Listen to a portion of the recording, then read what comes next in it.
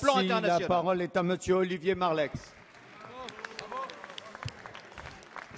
Monsieur le Premier ministre, alors que nous avons terminé la dernière année du mandat de Nicolas Sarkozy avec une croissance de 2%, comme le révèle désormais l'INSEE, la France rejoint aujourd'hui la Grèce, l'Espagne et le Portugal sur la liste des pays en récession. En effet, à la crise financière, à la crise de l'euro, à la crise économique qui touche tous les pays d'Europe, depuis un an, vous avez ajouté une crise bien spécifique à la France, une crise de confiance.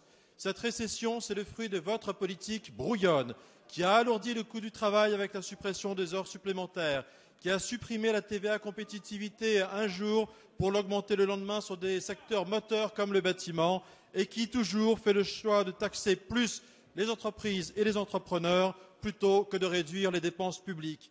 Il n'est pas question ici d'héritage, il est juste question de vos choix. Le prix de votre récession, c'est aujourd'hui les Français qui le paient avec la pire baisse de leur pouvoir d'achat depuis 30 ans. Et quoi que vous en ayez dit, pendant tout son quinquennat, Nicolas Sarkozy, lui, avait su préserver le pouvoir d'achat des Français. Cette baisse du pouvoir d'achat, là encore, c'est la conséquence de vos décisions.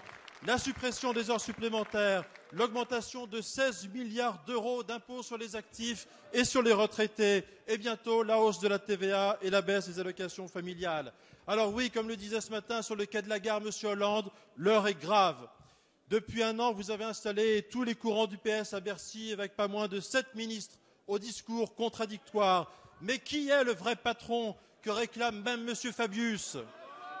Il est vrai que les deux grandes compétences du PS en matière d'économie, messieurs Strauss-Kahn et Cahuzac, ne sont plus désormais en mesure d'exercer leur talent dans votre République exemplaire et sans eux, vous semblez perdus.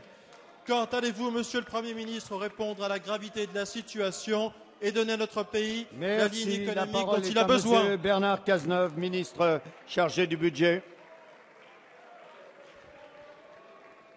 Que l'on écoute en silence. Monsieur le député Marleix, vous parlez comme un oiseau qui vient de sortir de l'œuf. C'est comme si vous n'aviez aucune mémoire, que jusqu'à l'instant où vous venez de vous exprimer, il ne s'était absolument rien passé. Mais permettez-moi de vous rappeler ce qui s'est passé juste avant que vous sortiez de l'œuf. Lorsque nous sommes arrivés en situation de responsabilité, Monsieur Marleix, la situation de la France était tellement merveilleuse qu'il y avait 75 milliards de déficit du commerce extérieur, c'est-à-dire que pendant 5 ans, la compétitivité de notre économie s'était totalement dégradée. Vous parlez des déficits, Monsieur Marleix, mais je vais vous raconter là aussi ce qui s'est passé avant que vous sortiez de l'œuf.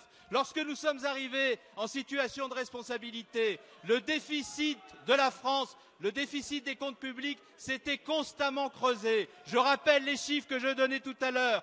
30 milliards d'euros de déficit structurel en 2001, 100 milliards lorsque vous avez quitté le pouvoir. Mais vous êtes heureux, Monsieur Marleix, puisque vous ne le saviez pas, vous étiez encore dans l'œuf au moment où tout cela s'est passé. Permettez-moi de vous rappeler également ce que vous avez fait en matière de relations avec les institutions de l'Union européenne. Vous parlez de rigueur budgétaire, Monsieur Marleix.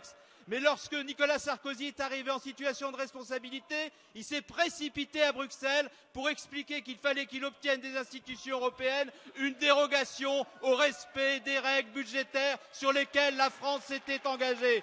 Voilà ce qu'a été votre politique. Et vous parlez d'autant plus fort en nous donnant des leçons que vous avez un bilan qu'il faut bien qualifier de calamiteux. Alors nous faisons le contraire de ce que vous avez fait. Là où vous avez creusé les déficits, nous les diminuons. 1,2% l'an dernier, 1,8% cette année pour le déficit structurel, 1% l'an prochain. Et là où vous avez augmenté les dépenses publiques de 170 milliards en 5 ans, nous commençons à les diminuer. Merci. Cette La parole année de est à 300 monsieur millions. Philippe Voilà